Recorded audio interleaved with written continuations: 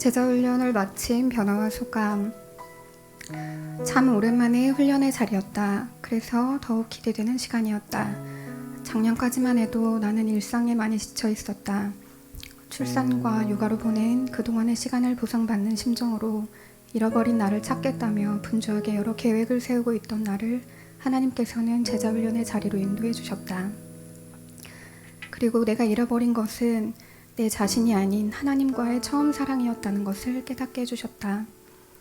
하나님께서 나의 주인 되시고 나는 하나님의 종이자 청직이라는 것을 다시 고백하게 하셨다.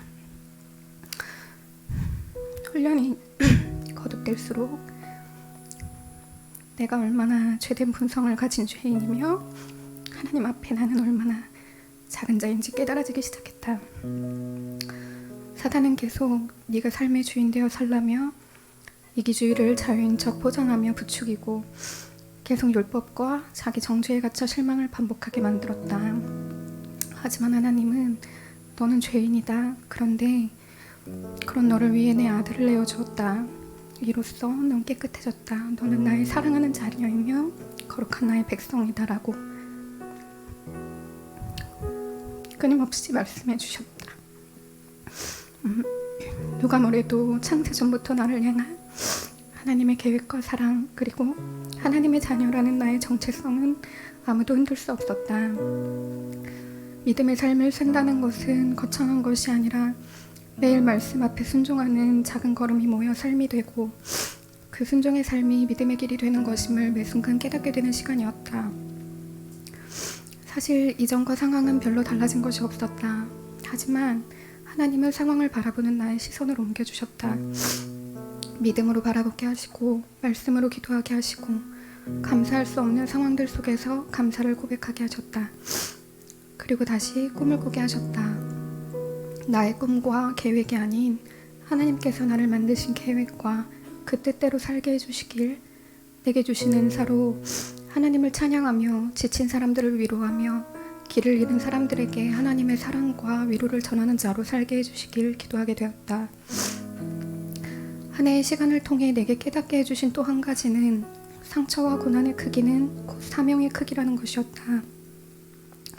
하나님의 은혜와 사랑을 삶 속에서 전하는 자로, 위로하는 자로, 섬기는 자로 살게 하시기 위해 부족한 나를 부르시고 지금까지 인도하시고 주님의 뜻 가운데 있음을 깨닫게 하시니 참 감사했다. 혼자라면 이미 포기하거나 쓰러졌을 수도 있었을 것 같다. 함께하는 제자반 식구들이 없었다면 말이다. 첫 구원 간증 시간, 아픔과 슬픔으로 흘렸던 눈물이 이제는 기쁨과 감사의 눈물이 되어 우리는 그렇게 상처받은 치유자의 모습으로 서로를 파송해주고 있었다. 매주 성령의 검을 갈고 닦을 수 있도록 말씀으로 지도해주시고 때론 냉철한 선생님처럼 때론 따뜻하고 편안한 모습으로 함께 울고 웃으며 부족한 우리의 걸음을 맞춰주신 담임 목사님께도 참 감사한 시간이었다. 그리고 끝까지 훈련을 잘 마칠 수 있도록 배려해준 신랑에게도 참 고마웠다. 언제나 나를 위해 기도해주시는 부모님께도 감사했다.